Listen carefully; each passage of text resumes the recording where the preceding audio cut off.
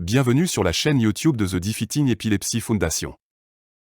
Dans cette présentation, nous apprendrons ce qu'est le syndrome de Dravet, les signes et symptômes du syndrome de Dravet, les complications du syndrome de Dravet et les options de traitement pour le syndrome de Dravet.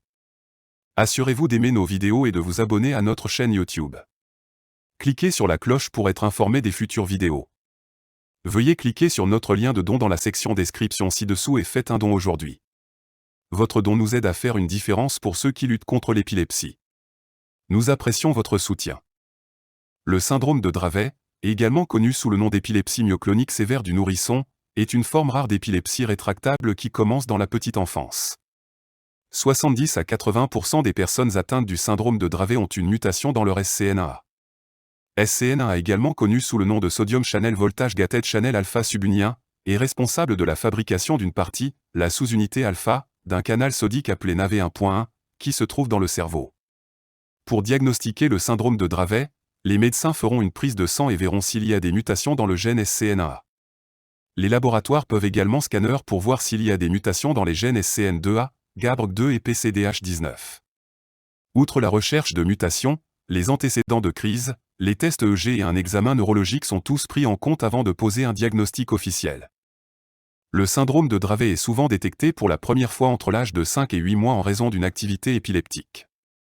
Les déclencheurs courants de crise sont les infections, la température corporelle, les lumières clignotantes et le stress. Les crises hémicloniques sont souvent les premiers signes du syndrome de Dravet. Une crise hémiclonique produit un mouvement saccadé sur un côté du corps et peut se produire en grappe. Le statut épileptique est courant chez les enfants atteints du syndrome de Dravet. À mesure qu'ils vieillissent et atteignent l'âge adulte, les crises continuent, mais l'état épileptique devient moins fréquent.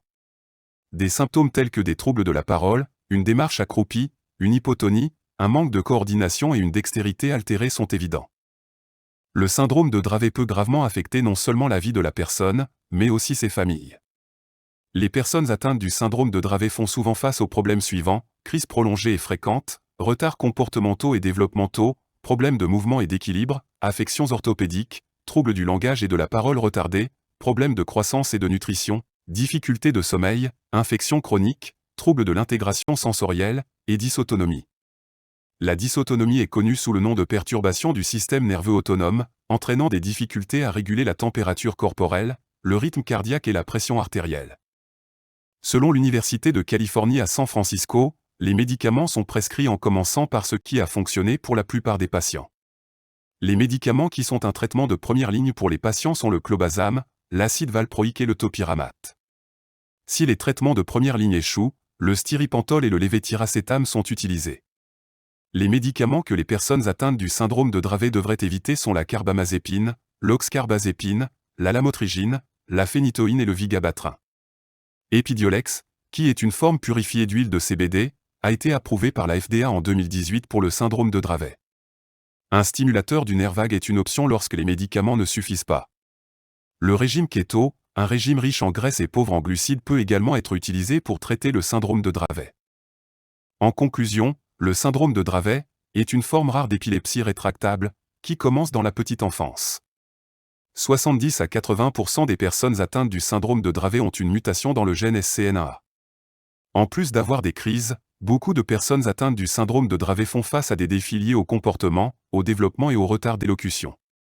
Bien que des médicaments soient prescrits, d'autres options de traitement telles que le SNV et le régime keto peuvent être utilisées pour traiter le syndrome de Dravet.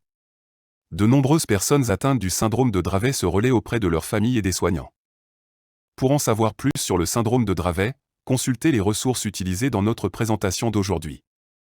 S'il vous plaît, aimez et abonnez-vous à notre chaîne YouTube et suivez-nous sur nos pages de médias sociaux.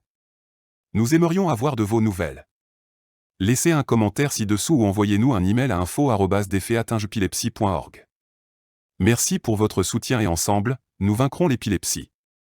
Découvrez nos autres excellentes vidéos sur notre chaîne et abonnez-vous dès aujourd'hui. Vous avez le pouvoir de vaincre l'épilepsie.